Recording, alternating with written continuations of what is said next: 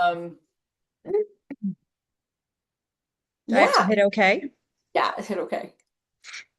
So it is so fun Nice. how much we look like each other. Oh my God, we are sisters. It's so I fun. do remember though, I had a photo ID taken once, and that I had it taken in the morning. And then in the evening, I went out with my friends and we all used our new IDs. And the guy said, "Oh, you must have lost a lot of weight." And I'm like, "From this morning?" Apparently, I have a fat face. Rude. Oh my Hey, God. whatever. Well, should we introduce ourselves? Because part of Sure. our goal, right, is to talk about how you and I help our clients or patients with their, issues with eating and obesity. So I'd love to hear you just, introduce yourself and kind of your background on what you do. Sure. Well, I'm your sister, Rebecca Patel, and I'm a primary care doctor, and I also am board certified in obesity medicine. And my number one job is mom to my two daughters. My number two job is wife, and my number three job is doctor. And then the chief procurement agent and organization agent of our house and all the other jobs that come with having children and running a house. And you, how about you introduce yourself? Well, I'm your sister. And I would say my top job is being a mystic. So my goal is to transform my consciousness using internal family systems, parts work. So that's what I do in all my free time. And over the last 24 years, I've done over 8,000 hours of psychotherapy on myself using IFS. And it helped me overcome a severe eating disorder and also my sugar addiction. And so that's why I love to use it with clients because I think root cause healing is really crucial. So my top job is healing me, and then I'm the instrument, right? So I'm the cello, as I like to say to people. And then, because I've gone to these really deep places in myself, I can help my clients go to those deep places as well and heal using IFS. Yeah, and that's my second job is being an IFS life coach. Yeah. Well, we've had some interesting discussions in the past few weeks regarding our very different diets and approaches to healthy lifestyles. So, why don't you tell everyone your current eating style? Yeah, so I have gone. So I will say background, it's not like I didn't give vegetables a try. I mean, you have to admit, I gave them ample time to prove their worth. Okay? Because I was a vegetarian, since I was 15 years old till I was 50. So for 35 years, I was plant-based and I was a vegetarian. And then I Well, hit, and don't forget the time you were a macrobiotic vegan, and it was very difficult to go out to eat with you. well, I wasn't a vegan though. I've never been a vegan, but I was macrobiotic. You're absolutely right. I did try that for a while. Yes. And I actually met But Michelle you, Kushi, I will say. we I went joined all, you at a macrobiotic vegan restaurant, which was interesting. yes. So, I mean, I gave the plants a try. I really did. And you know what? They betrayed me. That is my feeling. I feel I was betrayed by plants. And when I went into menopause, I mean, I've had the worst menopause in the history of humanity. It's been terrible. Hot flashes, waking up 8 to 10 times a night. And I'm like, where are my hormones? Like, why am I not, like, if plants are all that, why is this so crap? So I went down the rabbit hole of carnivore and I started eating meat when I was 50. And then gradually, I kept learning about oxalates and plant toxins and how they are maybe not, as beneficial as they say they are. And now I'm just like, that's it. You know what, plants? You didn't do me right. So now you know what? If you betray me, I'm out. Goodbye. See you later. I'm not happy with you. So now I'm full on carnivore and I'm on the lion diet. All I'm eating is beef and tallow and water. That's it. Thank you. And I just saw my doctor yesterday, and all my numbers look good. Yes, but why don't you tell people what your LDL cholesterol is? I don't think that LDL cholesterol is a very useful marker, though. And I did so much research on this. My HDL is 112, which you have to say is gorgeous. That's beautiful, right? That's Mine's 96. mine's higher than yours. And But then my LDL is like 108. okay, and mine's like over 200, no doubt. But I will say, what about your triglycerides? Mine are 83. I think mine were like 104, and I had 3 eggs and 3 slices of bacon about 2 hours before I had them drawn. So it still wasn't too bad. No, not at all. Not at all. That's great. So, I mean, we're both getting pretty decent numbers. It's just a question of like, do people think LDL cholesterol is like a useful marker, for like risk? And I personally, based on my research, I don't think it is. I think HDL and triglycerides are more important numbers. So let's look at it from the I'm the scientist and you're the skeptic of the many years of research in cardiovascular disease. And so I treat based on LDL. And so, um, your LDL is in a range where I would want to treat you with a cholesterol lowering medication to lower your risk of having a cardiovascular event in the next 10 years, but not necessarily like if your blood pressure is good, you're not smoking, maybe you don't need an LDL lowering medication absolutely based on your 10-year risk. But if you look at your like 30-year or lifetime risk, because there are calculators you can put your numbers into, your lifetime risk is probably significantly higher than 20%. I don't agree with that research. Okay. Yeah, I mean, like, where's that research coming from? I mean, there's kind of like two opposing pathways on the research on LDL, right? Like one is kind of more like the Ansel Keys, history, like the seven countries study, and that's the like heart health hypothesis, right? It's the idea that cholesterol is problematic for heart disease. Like Mhm. that's that hypothesis, right? And I think, I, I think there's always research that seems counterintuitive, right? I was just reading an article where they looked at obesity and the risk of having a stroke. mhm, And it actually is one of the more interesting things that the higher a person's BMI, the lower their stroke risk is, mhm, mhm. which seems very counterintuitive, right? Yeah. But the research has shown it over and over. And so we don't know what that protective factor is, but we do know that, if the person's diabetic, that changes it, right? So obese and diabetic is different than just obese. Hmm. Yeah. Yeah, and I mean, I just believe that like for me, there are epidemiological studies that show, right, some connection, like the very cherry-picked seven country study that Ansel Keys did way back in the day, right, where he conveniently omitted France, where people eat a lot of saturated fats, right, and do really well. That's like the French paradox, right? But that was convenient, but whatever. Like, there were a lot of I don't first of all, I don't really believe that epidemiological studies are great, because when you ask people what did you eat last year on like a, like a dietary, that's kind of crap studies, right? I prefer to go by the gold standard of randomized control human studies, right? That is like, I think we both agree those are the best quality studies, right?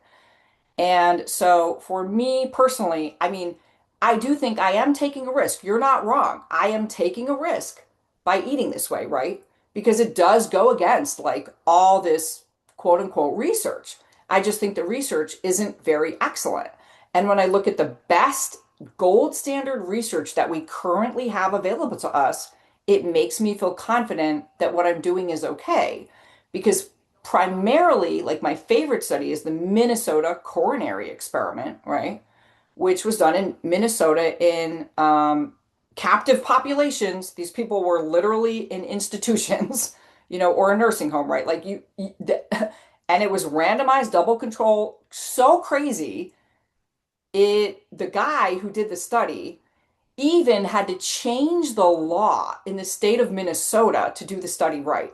This is how precise he was, because there was a law that you had to cut like um, butter and like non-butter had to be different shapes. And he was like, no, I have to have the shapes the same so that it's totally double blinded. Isn't that hilarious? Isn't that so cute? It is hilarious. I know, and he got the law changed. But can we go on a tangent here for a minute? And can I ask you about how when you got your microbiology license in California, wasn't there something similar that you did? I mean, so my undergraduate degree is to work in a hospital lab, Mhm. and I have a license to be a clinical lab scientist. And when I moved to California, two of my classmates had their license, and they wouldn't give me my license, but I have the exact same degree. So I had to um, really just kind of have them look at the other two people's paperwork to see why they weren't giving it to me. And once they reviewed it, they gave me the license. Is that what you're talking about? Yeah, yeah. So you just like very like aggressively advocated for getting your license. 8 months later, yes. When you apply, they give you a tentative license, and then once you are approved, then you can sit for an exam, and then you sit for the exam and become licensed. Actually, I think I also have at the time got a license to do public health microbiology, which was slightly different. So I can't remember which one I had to sit for an exam. But actually, they started the exam late, and I was running late to my class because I was in grad school at UC Berkeley. And I finished like 3/4 of the test and then left early, but still passed. Okay, good. Yeah, so I mean, I just remember that story as like you being aggressive about like getting that licensure in California. I think in the scheme of things, you're right about how, dietary recall is a terrible way to really understand what people are eating. Mhm. When I was pregnant with my first daughter 13 years ago, I was involved in a prospective clinical trial on exposure to different kind of chemicals and foods during pregnancy. And so they had me fill out a food questionnaire, I think 3 or 4 times during pregnancy, and then a few times a year for a few years after. And then they still send me some stuff here and there. They asked for my older daughter's teeth, like the first teeth that she lost, so they could actually like sample the chemical levels and things like that in them. So, and they asked for like the bag from my vacuum so that they could like test some of the chemicals and stuff in the house. So I mean, they're looking, I think it's still going on, at kind of a broader range of things that can be contributing to why we're seeing such increases in cancer and other kinds of diseases. I can't. As a primary care doctor, when I first started, I had one patient in my panel that had a breast cancer before the age of 40. And in my panel of only 1,200 patients, I have at least 15. Um, and so it's alarming. Yeah, and like it's important for us to really be looking at what could it be. Yeah. I mean, I think, PFAS is definitely something that um, we should be working to get rid of because it definitely seems like it's associated with many kinds of cancers. And in epidemiologic studies that they did over just 7 years, they found that it was positively associated with 7 different kinds of cancers. But I think that and that's actually the largest epidemiologic study ever undertaken. It included over 70,000 people. Um, in this 7-year study, and it had a very high saturation because they actually paid the people to be in the study. Um, Hmm. Hmm. and that was the settlement that they had with DuPont in order to do that epidemiologic study. Wow. And when they found the association with cancer, they refused to pay out what they said they were going to, and then they had to take them to court. Oh, And case after case, they were winning, and so DuPont finally settled. But I think it's just one of many things. But if you look at a more European diet, a Mediterranean style diet, where people are eating fresh fruits and vegetables that are grown locally, not sourced from all over the world and shipped and, have kind of storage. I don't know what the word is, but like storage mojo, right? But yeah, no, fresh I mean, 'cause fruits, they keep them with they keep them fresh with polyethylene, right? Ethylene, and that's gross. Yeah, it's very nasty. Yeah. and so I think those people are healthier. If you look, right, the Mediterranean diet is associated with the longest lifespan. So fresh fruits and vegetables, proteins, and then um, I know that you do not have seed oils and you think that they are terrible.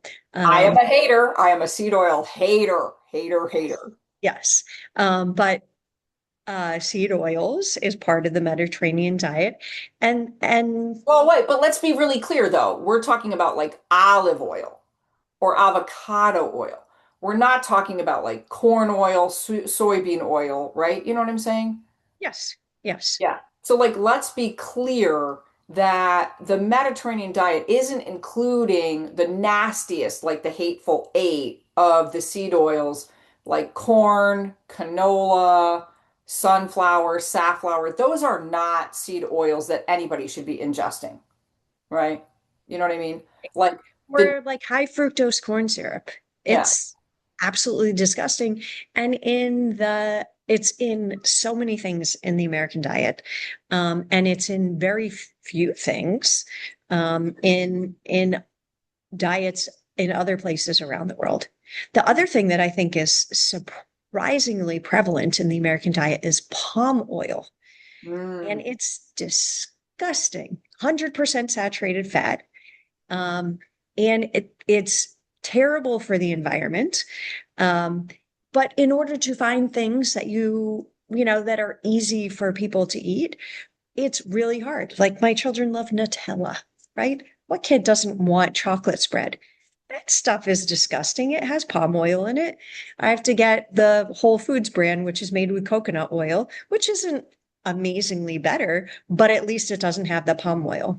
Yeah. Or even I mean, that's what makes your peanut butter like stay mixed. Hmm. But Hmm. that's gross. Like, Yeah. how does your body digest that? When I try and wash it off in the sink, it doesn't wash off. Yeah. Gross. Yeah. Well, I mean, and also my problem with Nutella would be the peanut butter and the chocolate both have high oxalates. So as a plant toxin, I mean, I think my whole life I have been murdered, and this is one of the reasons I have a kind of a, thing against plants is because the oxalates, I really think that my whole life, you've seen me be quite disabled at times, right? Like I used a wheelchair in college because of my knee pain. I had knee surgery. I had a kidney stone. I mean, I had a calcium oxalate kidney stone, right? And so like I've had plantar fasciitis, which was very crippling for me. I mean, I've had a lot of joint pain my whole life, and I really chalk it up to oxalates actually. Because I was always, because of my vegetarianism, I was always eating lots and lots of plants, but I did not know anything about this plant toxin called oxalates. And as a result, I was eating sweet potatoes, peanut butter, chocolate, black beans, like, all spinach, all these things that are very high in oxalates. And they're little crystals that can deposit and mess you up all over your body. Like I even I mean, heard this they're study where highest people. associated with kidney stones. Yeah, Um, but it's really a whole body problem. It's not just kidney stones. There was this amazing study where they did autopsies on thyroid glands, right? And 85% of people over 50 had oxalate crystals in their thyroid. 85%. And in this study, they could tell how old you were based on how much oxalate deposition was in your thyroid. And all these people have thyroid problems, and nobody's looking at the fact that oxalate deposits all over the entire body, and it can be messing up everything in your body. I mean, I don't know if you look at human evolution, right? We basically, hid in a cave at nighttime, and we came out during the day and we had our, food, whatever we were going to eat, plants and animal. And then we went back and hid in the cave, right? So I think that the evolution is that we probably always had exposure to oxalates. It's not something new, and the human body has adapted to being able to tolerate them. But if you're having them in a huge amount, if you're not eating a balanced diet, then maybe that's really where we run into problems. Like humans didn't have sodium until probably the past 400 to 500 years. And so we were a potassium based species and had a lot of potassium salt. And now people have high blood pressure, probably because we have so much sodium in our diets. So our body hasn't adapted quite to the rapid change in the foods that people are exposed to, like Yeah, gluten. yeah, yeah. I mean, and I would say, like with oxalates, for instance, many of the high oxalate foods, right? Like say spinach or kale. Well, kale's not too bad, but like spinach or say almonds. I mean, you know how hard it is to actually get a bag of almonds? Like that takes so much water, so much intensity. Like one little almond is very hard to actually get. So we're eating way more than would be ancestrally normal at all. And also they're usually very like variable throughout the year, right? Like there's only one little season where it's available. And so we'd be able to clear out those oxalates that we're eating, but now we're just eating them constantly, constantly, constantly, constantly, constantly. And that's another part of the problem is that we're not eating, like a seasonal diet. And that makes me think, oh, huh, my bag of almonds every day, that might be an issue. Maybe I would invite you to consider not eating so many almonds, actually. Yeah, if there's any Well, joint pain at all, that's like the number one cause of joint pain is oxalates, in my opinion. I think my joint pain is probably related to the letrozole that I take for hormone suppression, but Nonetheless, I mean, it's not a bad experiment to see if you lower the oxalates and see if it helps. Because it really, I mean, lowering oxalates changed my life. It cured my plantar fasciitis. It cured pretty much all my joint pain. That and getting, like you were going to start saying, that and getting rid of gluten, because I'm a gluten hater.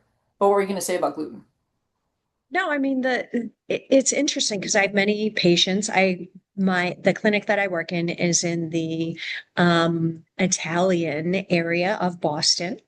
And so I have patients that spend half the year in Italy and half the year in the US, and they feel fine eating bread in Europe.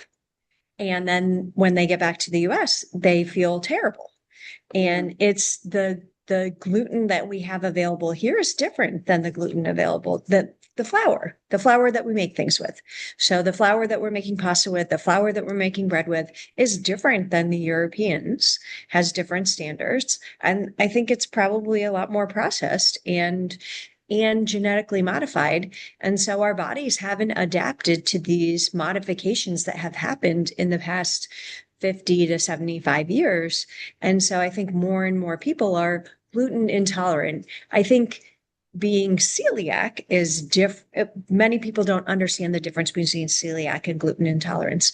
I think there's, an iceberg, right? And the tip is the people that have celiac. And then Yeah. the vast majority of people have some gluten intolerance. And so, to tell someone like, oh, well, stop eating pasta and bread and pastries, almost no one's going to do that. But the people that actually do, they're like, oh my God, this is magic. There's a book written by Gerald Mullen. He's a medical scientist out of Johns Hopkins, and his book is called The Gut Balance Revolution. And it's written first person. It's a little quirky, but he basically talks about how our gut flora is really responsible for how we feel belly wise, and that we need to weed, then feed, and maintain our garden in our colon. And really, it's a gluten-free diet. And it's heavy in pre and probiotics like kimchi and sauerkraut and yogurts and things like that. But really, I think the underlying premise of removing gluten from a lot of people's diet, they would feel much better. I would have far fewer complaints about being bloated and gassy and burpy and fat. I mean, the gluten and processed sugars feed the bad bacteria in our gut, and then those bad bacteria leach out more calories from the food that we eat, and so we gain more weight because we've got more bad bacteria. And if you have the good bacteria, it actually doesn't take out as many calories of the food that you're eating, and so you're pooping more out, and so you potentially are eating just as much. It's just not being processed the same way. And so you can remain more lean if the bacteria in your colon is what it should be. Yeah, I mean, I personally, I went gluten free. I had a rolfer who said to me, Melissa, just cut that gluten out. And I was like, I only eat one thing. He was like, you know me. I mean, I've always eaten a pretty healthy, like, I'm, let's just say, there's two sides, right? I've been seriously sugar addicted, so I'll like binge and eat a lot of sugar, which we both know we have like sugar issues. Okay. But then, like, the rest of my diet was like all whole foods, all home cooked, super like healthy, right? And the only thing that had gluten in it, I wasn't eating Wonder Bread over here, okay? I was eating primarily barley. And she was like, cut that barley out. It has gluten. And I was like, barley, who's it hurting, right? But she was so aggressive with me, Rebecca. Oh my God. I swear, I was like, fine, I'll cut the barley out. And within like 5 days, all my joint pain in my hands went away, Huh. never to return. And one food made the difference. I Getting, mean, I've definitely had patients because part of doing obesity medicine is really kind of coaching people on how to make changes. And you got to meet people where they are, right? You can't just say you need to make these 700 changes at once because no one can do that. You yep. have to, make some small changes to start with. And so one of my patients, like, he actually was doing amazingly well. He has a vegetarian diet, but he ate a ton of rice.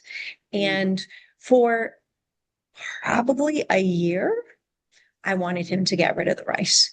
And when he finally did, he's like, oh my God, you were so right. It was the rice. And it's just one thing. It's like crazy. Yeah, we just have to keep doing those little changes over time. Right. I mean, it, so I prescribe a lot of the obesity medicine medications. And I always tell people that this medicine is not magic. It only makes you less hungry. It's not going to make you not eat that whole bowl of guacamole that's in front of you if you feel like you want to. So it's a thing that makes you less hungry, but a lot of people eat not because they're hungry, because they're bored, because it's emotional eating, because it's sitting there in front of you. And we all grew up in houses where you had to finish everything that was on your plate. And you know, these medicines can't cure that.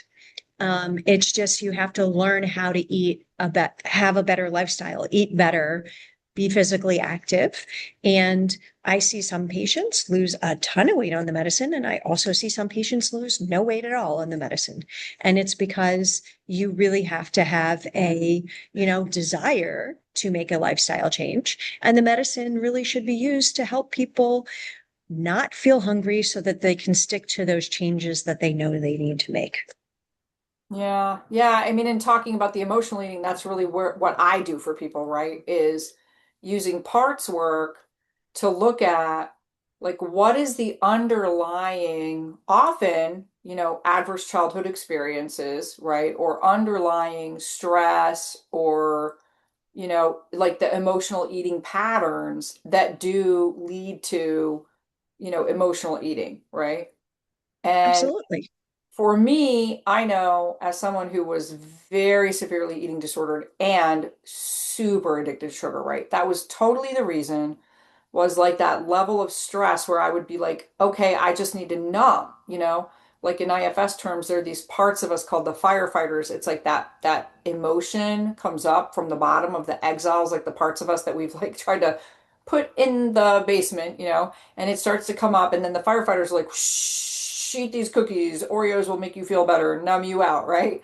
And so that's the fundamental relationship there is like firefighters numb the exiles, and then, that reduces that stress until that those flames come up again, right? And so the long-term vision, which was very successful for me, is doing the deep work on my exiles, like what are the traumas and what are the stresses that they're really carrying. And when I really did that deep work, it made it so that like the flames would, I mean, it's not like you say, it's not overnight, right? All this is a long-term process. Like no matter how you do it, it takes time. And for me, it was like literally, it's like, okay, I would do some work and the flames would be 12 feet. And then the next time they'd be 11 feet. And then they'd be 10 feet. And then they'd be 9 feet. And then they'd be 8 feet. And all that time, I'm still pouring Oreos and, crazy. I would go to Sweet Mandy, Oh, Oreos. just all the crap. I mean, I would eat so much crap to get those flames because they started at 12 feet. It's like burning my house down, right? And over the years, over so much therapy, it just kept going down, down, down, down, down, down, down. And now it's like, if I do get triggered, okay, it's a 1 foot flame and I can just put it out with like practically water. You know what I mean?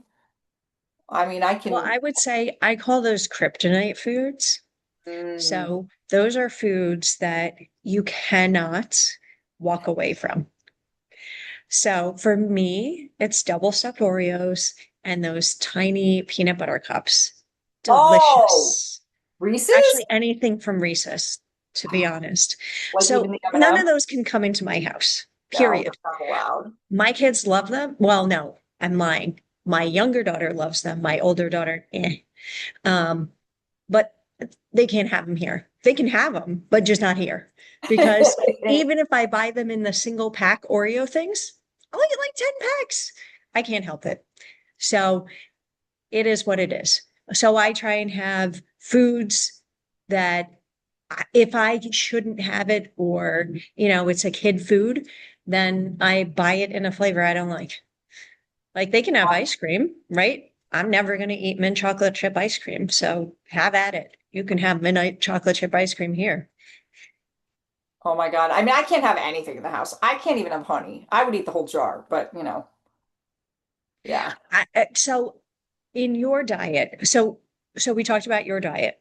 So my diet, I try and have protein forward, Mhm. fresh fruits and vegetables, and um, and then I do eat some gluten, but mostly it's on the weekends because during the week I pretty much eat the same thing. So I have a ton of dairy in my diet, which I'm sure you'll tell me is very high in oxalates. No, no, no. Um, Dairy is completely oxalate free, actually. oh, all right. You're like go to town with dairy. No problem. I No, have all yogurt. animal foods have no oxalates. Oxalates only exist in the plant kingdom. Oh, Only in the plant kingdom because they're the defense chemical of plants. So everything animal based, you name it, seafood, beef, lamb, chicken, eggs, dairy, all safe. Yeah. okay. Uh-huh. Um, breakfast, I usually have yogurt, a small amount of granola, and a pint of berries, and usually a mix of strawberries, blueberries, blackberries, and raspberries, as long as they have all those things at the store. And I'm sure it's covered in all kinds of terrible pesticides, and I try and buy the organic, but they don't always have organic. which is like 3 times more expensive. Um, and I usually have cottage cheese. I basically graze all day long at work. So I have my cottage cheese, my yogurt. I usually have like celery and carrots. I'll usually have like an arugula salad with um, cucumbers and tomatoes. And um, for flavor, I'll either put like chicken that I baked and put some like barbecue rub on it, or like pomegranate seeds, something like that. And then dinner, it depends on what time I come home because I work late on Tuesdays. So usually I eat at the office and that's what I have. And every day I have 100-calorie pack of almonds. Okay, so if I could make one suggestion, it would be, I know oh you my want me God, to get rid of the almonds. please let go of those almonds. They're oxalate murder. They're just oxalate murder. They're oxalate murderers, okay? That would be the number one. I mean, the number two after that would be just a swap because your blueberries and your strawberries are okay, but blackberries are also high in oxalates. Mm. Yeah, blackberries and raspberries are high. The reason why, I mean, it's just so weird which plants use oxalates to defend themselves. And I've seen pictures of like the seeds of blackberries and raspberries, and they have a ring of oxalates all around the seeds. And you know how tiny the seeds are. It's not like you can pick the seeds out of raspberries and blackberries. That's like insane. You know what I mean? Like that's not possible. Oh, but I used to make baby food for my children. And so I would cook them. And then I have a very thin strainer and I would strain it and all those little seeds would come out. And then it would be just the blackberry or raspberry like liquid. But it Which probably still has oxalates in it. it does because the ring oxalate is like it has two forms. It's oxalic acid and then oxalic crystals, and so you're still getting the acid, unfortunately. So I would just do a swap. Like, can't you just do more blueberries and strawberries as opposed to the blackberries and raspberries? That's it. I would just do that Well, swap. I have to say, blackberries and raspberries are definitely more difficult to find high quality at the stores Yeah, anyway. But so just do here's the more. difference. Because you don't have kids, you may not understand the dynamics of feeding children. And so the first child gets coddled and becomes very picky. And so my first child eats very few fruits or vegetables. And so her only fruit is typically raspberries, but they still have to be hard. If they're even a little bit soft, she won't eat them. And most of the time, I have to basically freeze them and then she'll eat them frozen, but she won't eat the bagged frozen ones. I have to actually buy them and freeze them so they're individual and perfect. This is the problem. The other kid, she'll eat anything. Um, she'll also eat bagged frozen peaches, but she wouldn't eat a real peach. So raspberries probably will still be coming into my house because there's very few things that she eats that are fruit or vegetable. She'll eat cucumbers, she'll eat peppers. Fortunately, we've moved on from the stage where I had to peel the outside layer of the pepper off. Well, I mean, I hear the concern because we have such a pro-vegetable culture, but I will say that being a person who literally eats not one vegetable or fruit at all, and just got a pretty glowing like report from my doctor. I mean, other Except than for the LDL. except for that, really, like all my markers are good. You know what I mean? So, like, I'm not dying over here, right? So, as a result, I just invite the consideration that it's really okay if you have a picky kid who just wants to eat like dairy and meat and eggs, like, they're going to be fine, just for what it's worth. I would say the downside to that is we already had to replace 4 toilets for the difficulty with the frequency of movements. And so no vegetables typically means like more difficulty pooping. And I know that you have a complicated GI plan, but I don't think that's something that she would do. Oh yeah, no, but honestly, on carnivore, you actually absorb more food, so you actually have less BMs, not more. No, no, like if you only go once like every 7 or 8 days, then that could be an issue, right? I don't know, but I mean, usually people who are carnivore might, but I mean, plenty of people go every day, but it's just less volume. And, I would say I'm seeing like every 2 or 3 days some volume, but it's just, you just absorb more of what you eat, so there's less passing through. Well, I mean, and this is similar to the patients that I have taking GLP-1 medications Mhm. because they're eating a lot less than they used to. They're Right. worried about the frequency goes down and the volume goes down. Mhm. But that can be normal. But also, the medicine is extremely constipating because it slows the GI system down. And so, typically, they need to have some sort of change to their diet to drink more water, be more physically active, or add some fiber, either supplements or what I call them is the pea fruits, the pears, peaches, prunes, papaya, pineapple, anything that helps you poop. And things that really slow you down are usually the bread, rice, pasta, Mhm. bananas, apples. And so, looking at making changes to your diet so that you can continue to poop. My kid doesn't eat any of the pea fruits and vegetables. And so, it's um, sometimes difficult. I hear you. Hopefully she doesn't see this so she doesn't murder me. Well, you're not naming names, so No. uh, yeah. I mean, I can just say I'm doing better on carnivore with my digestion than I was on all the fruits and vegetables. For me personally, I'm just, Right. And probably that's because there's the FODMAPs. I presume that you've learned about that, the fermentable sugars. And yeah. so many people are very sensitive to specific fruits and vegetables that in them cause GI distress. So I think I didn't even know about FODMAP, but in my 20s, I realized like, oh my God, I am a gassy mess when I have onions, peppers, and garlic. Like when I eat them, I feel terrible and like no one can be around me for the next like 12 hours. So I just don't eat them. And fortunately, even though I'm a Patel, my mother-in-law is amazing. And when she cooks Indian food, she cuts those things up really big so I can pick them out.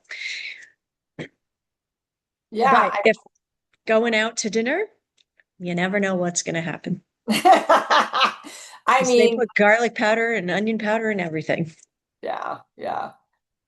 Yeah. I mean, I think, yeah, carnivore is the ultimate what do you call it?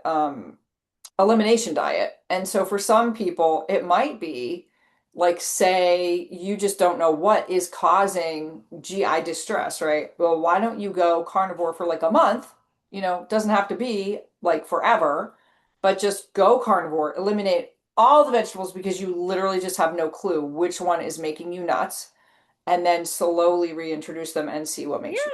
Like one thing at a time. I mean, Yep, that literally is what an elimination diet is. yep, So yep. there's even an app, the Monash University like FODMAP app, where you can like eliminate everything and then add them slowly back in. And Yeah, then it keeps track of the things that you can't tolerate. I would say for a lot of people, dairy is the first thing. yeah, And and there's a reason behind dairy being the first thing, right? We're humans and we're meant to drink human milk. yeah. And we don't have an enzyme to break down cow's milk. And so if you rarely ever have it, you don't have that enzyme and you feel crappy because that sugar that doesn't get broken down brings water with it and goes to the colon, and then you get diarrhea and gas. So it's no surprise.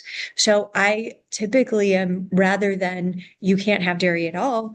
Well, pick the amount of dairy that you want to have that every day, and don't stray from that.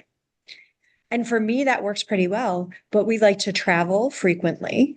And if I'm in the Middle East for 2 weeks and I don't have access to the amount of dairy or the products that I normally like, I'm usually going to eat something different. And then for the week or two after I come back, it kind of feels terrible to eat my normal dairy.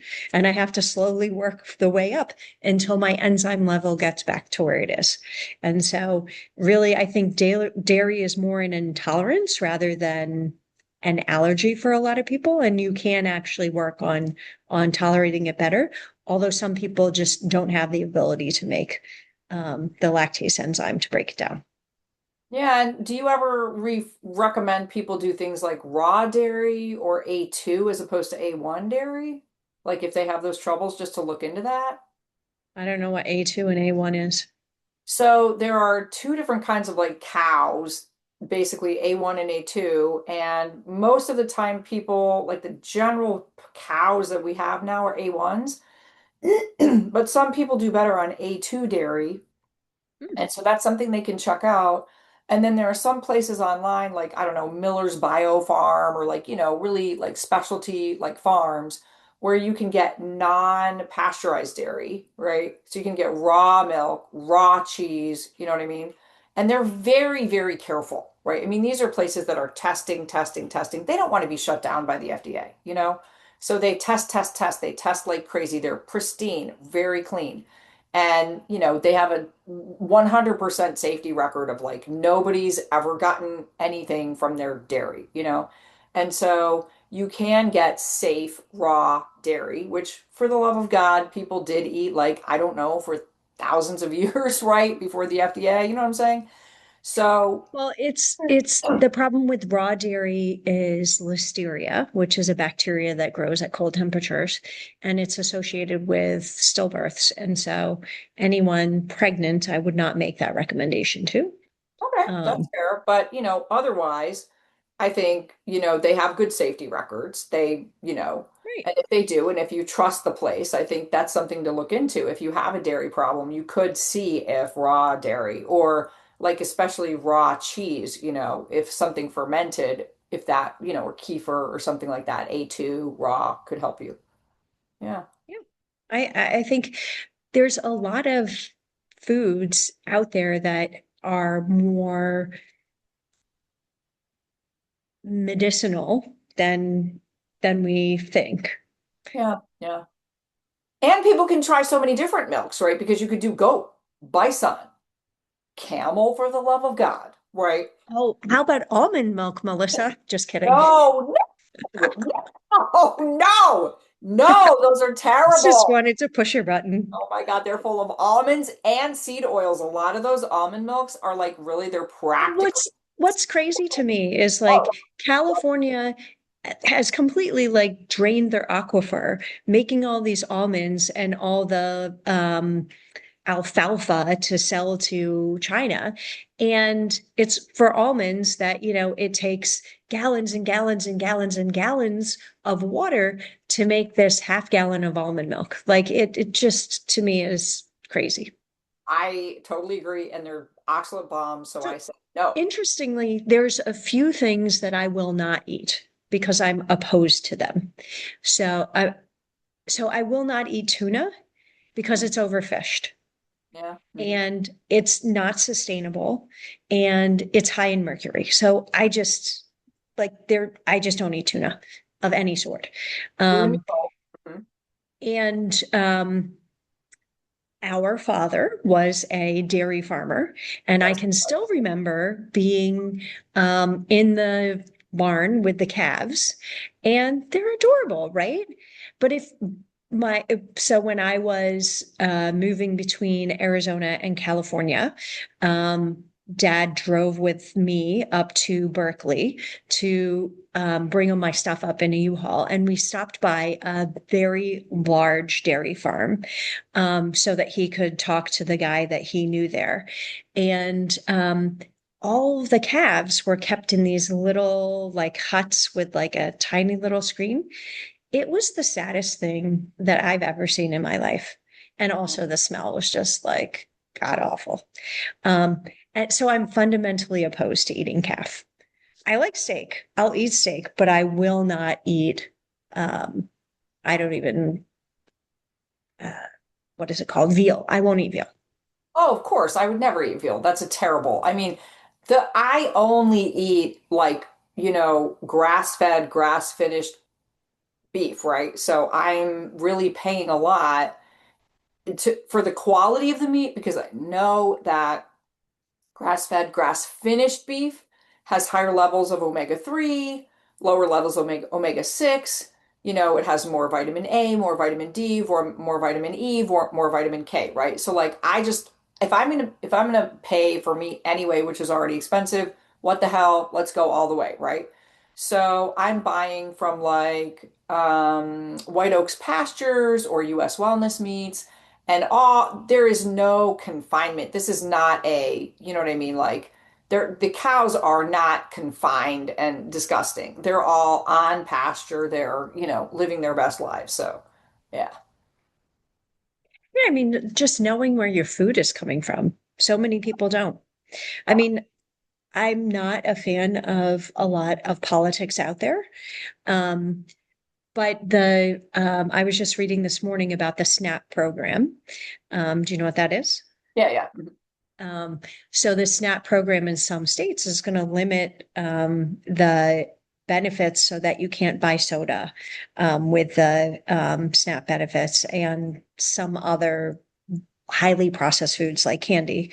I don't think that's a bad thing, to be honest. Like, I don't love the politics of it, but ultimately, we need to have people eating better. And it- you can't, if you have easy access to those very bad things, then that's what you're going to grow up with, and that's what you're going to give your kids later. I mean, you and I grew up in a house where two-liter bottles of Coca-Cola were completed and consumed in our house a day. We had like full exposure to tons of soda, and I've had fillings in probably every tooth in my mouth because of it. And I still remember It in, is. oh, You you're see? missing a tooth there. Yep. Yeah. Nice. Sexy times. Uh-huh. I still remember my freshman year, maybe not freshman, maybe sophomore year in college. I went to the dentist and I needed 8 fillings. And he did them all at once. And he injected the Novocaine into the roof of my mouth, and my whole head was numb. I could barely move my eyes. And he said, if I keep drinking soda and Kool-Aid, the next time I was probably going to have 8 more. And so I went cold turkey. Here's my like drink of choice, unsweetened tea. I have Yep. hot unsweetened tea, cold unsweetened tea, but nothing I drink is sweetened, period. Yeah, I mean it's murder to the teeth. And it's crazy too because we were allowed to drink soda, but actually mom was kind of opposed to other sugars, right? Yeah. Oh no, I remember like sugar cereal would be like, a treat. Yeah, and we didn't have Fruit Loops. We didn't have Frosted Flakes. And I mean, maybe every now and then she'd get those little boxes and we'd be like, "Oh my God, we got the goodies." But usually in order to have sugar cereal, you had to dump a ton of sugar on the Cheerios. Oh, I still remember like we would put like 3 spoonfuls of sugar into the cereal. And with I've tried Rice Krispies. It's disgusting. I mean, to me, my kids will eat plain Rice Krispies. I think I only buy Rice Krispies because for school events and stuff, I'll bake Rice Krispie treats. Mhm. Yeah.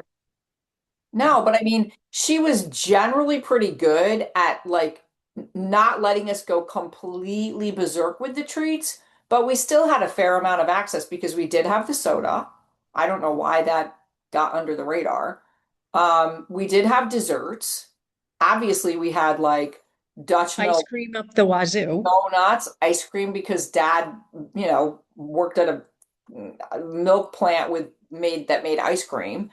And I mean, I remember, Halloween, oh my God, the amount of candy we had, it lasted like 2 months. I, honestly, our father's fifth food group was butter, and butter went on everything and not just a little.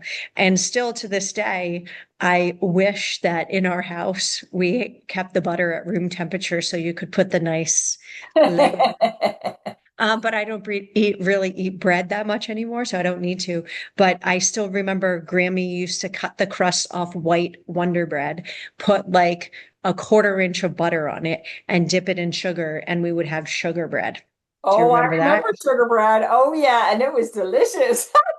And cinnamon sugar bread. We'd make Yes. like Oh toast, my right? With God. And like it tons of was butter. so thick that the cinnamon sugar was like a layer, like a crust. Well, if you ever go back to eating butter at some point, I am now a total and complete butter snob. When we travel, even internationally, I bring my own butter. I'm a fan. Butter is great. I think butter is really healthy. So I eat tallow, but it's really similar. Our my daughter's um, godparents are Icelandic. And when we went to visit them when I was pregnant with the 6-year-old, I had brought my butter, but I brought an extra one because I knew we were going to be eating at their house one night. So I brought it over that night. And Raquel loved the butter so much that every time they visit, and they usually visit at least once a year, she brings like 4 to 6 frozen packs of butter back with her. That's great. What kind of butter is it? I gotta know. Oh, it's called Kate's homemade butter. Okay, It is delectable. And once you've had it, no other butter is okay. that's fair. But and so here's my perspective. Everyone has their like thing that they can't give up. I can't give up butter. My cholesterol's okay because I don't eat the other stuff that makes it terrible necessarily. Um, but you can't change your diet in a way that is not going to be sustainable for the rest of your life. You have to make changes that you're willing to do forever. And in order to lose weight or maintain weight, you need to be realistic about what you can do. And Yep. so, really trying to find those things that you can make changes. An interesting thing when my 6-year-old was born, I could not lose the weight.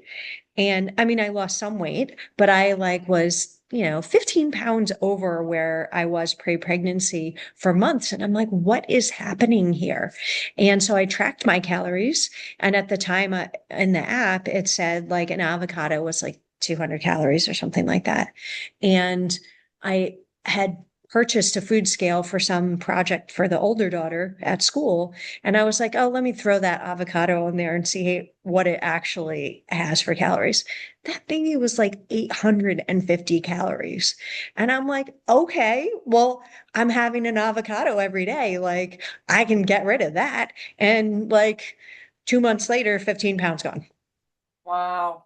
Right? One change, one change. Right. And so, like, just seeing where your calories are coming from. I think one of the biggest things for people now, post COVID, a lot of people drink almost every day. And alcohol has a ton of calories, especially wine. And, it's hard to necessarily know how many calories is in it because it's not labeled with the caloric content. And so you actually have to look it up. And so there's one wine that my husband likes. An 8-ounce glass of that red blend wine is 298 calories. And so 8 ounces, most people have like at least double that in their like single serving, but 8 ounces is actually considered a single serving. So if you're having, 600 calories per serving and you're having 2 glasses, that is the total number of calories that someone my size is supposed to have in an entire day. So you can Oh, not in an understand. entire day. I mean, 600 calories is not. No, no. If you have 2 glasses that are 600 each, right? 1,200 calories, right? So in a day, I my caloric intake is around 1,200 calories. Wow. Huh. That is so interesting. Yeah, I use an app. It's called BMR Calculator. Okay. And so you can put in your age, your sex, your height, and weight. And then it tells you what your basal metabolic rate is. Mhm. And then it tells you, like, with little activity, with moderate activity. Most of us are really not active at all. If you are across the street from my house and doing construction, okay, you could call yourself active at work. But most of us really aren't active enough to say that we're more than just mildly active. Yeah, yeah, yeah. True. And when I, counsel people on losing weight, if you use an app where you're tracking your calories, but you track your exercise with it, you might go for a 1 hour walk and it'll say it's, oh, you burned 600 calories. If you No, eat that no. One 600 hour walk calories, is not you're 600 calories. totally gonna, or maybe even 300 calories. If you're going to eat that 300 more calories, you're not going to lose weight. Yeah. So I mean, and anyway. that's an interesting difference between like the kind of carbohydrate based diet and the carnivore based diet because um we both agree, I think, on protein, right? Like we both, because you said you do a protein like forward diet, right? Because you're getting a lot of protein in your dairy and stuff like that, right? So we're probably both eating this similar amount of protein, which is like maybe maximum 30% of calories from protein, right? I mean, my goal is to get to at least 60 grams per day. Okay. So I am doing double or triple that, but so I'm doing more protein than you. But otherwise, I mean, there's only so much protein anybody can eat before like you just can't eat more protein. Like it's not possible, right? Like you top out at like 30%. Maybe you're at 15 or 20%, but you just can't go above that. Like it's not negotiable, right? No human, there's just you just want to vomit right after a certain point. You're like, I can't eat more protein, right? So really the difference is either am I gonna be like a sugar burning person, right? A carb burning person, or am I gonna be a fat burning person? There's no other like you can't be a Well, protein burning person.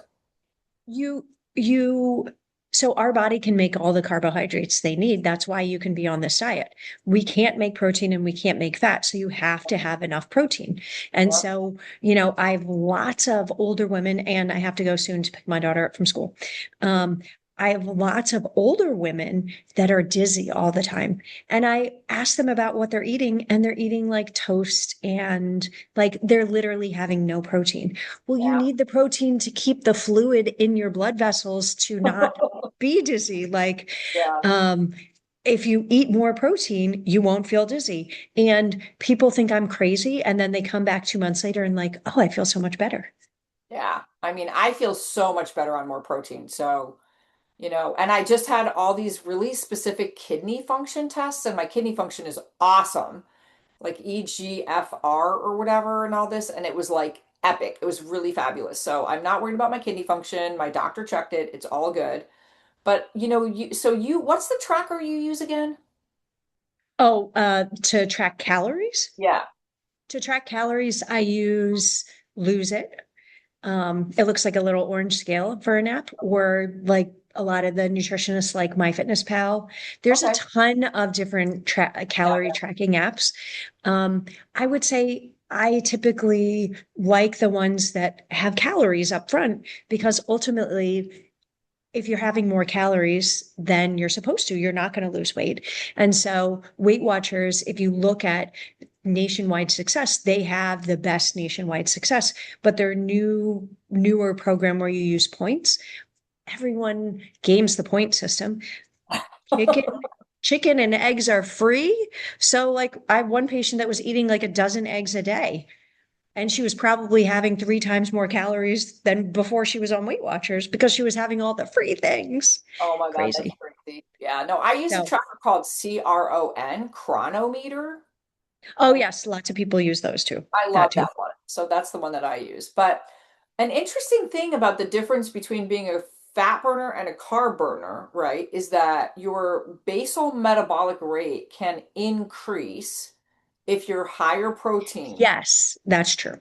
And so one thing I've noticed in this weirdo carnivore weirdness that I'm doing is that I am eating, I swear, Rebecca, I'm eating like 300 calories more a day and I'm not gaining weight. It's crazy. Well, they have machines where you can actually measure your actual basal metabolic rate. Oh my, Um, they're interesting. not inexpensive, but Uh, they're looking at you breathe in and out uh-huh. um, into the machine, and then it actually can calculate what your basal metabolic rate is, rather than Oh, estimating it based on your height, weight, that's um, interesting. What's age, the and machine sex. called? I looked it up for to have one in my office, but it was when I became obesity medicine certified, it was during COVID. And so like having a device that you breathed into was not an option. That's really interesting. I'll look it up though. That's really cool because I'm like, I asked my doctor, I was like, listen, I'm I am eating so much food. Like I can't even explain to you. I mean, because I'm only eating like tallow and meat. That's it. That's all I'm eating. Like, there's nothing else, right? And I'm like, dude, I'm eating 2 or 3 pounds of meat a day. Like that's crazy, you know? And like, is this okay? I'm not gaining weight. What is going on? And he's like, it's fine. We'll keep on top of your markers. We'll do all these, we'll check your kidneys, we'll check. And we checked everything and everything was fine except for my LDL. Like nothing else was out of range. Not a thing. In fact, I mean, my HDL was gorgeous, my triglycerides were gorgeous. Agreeing that I think that LDL is healthy, but everyone makes their own choices. We all make our, And you know what? Respecting other people's choices is really important. yeah. All right, I have to go, or else this kid is going to get picked up late. Okay. Um, hopefully It we was can do so this fun to again see soon. That you. was fun. Yes. All right, love you. It's Bye. fun. Love you. Bye.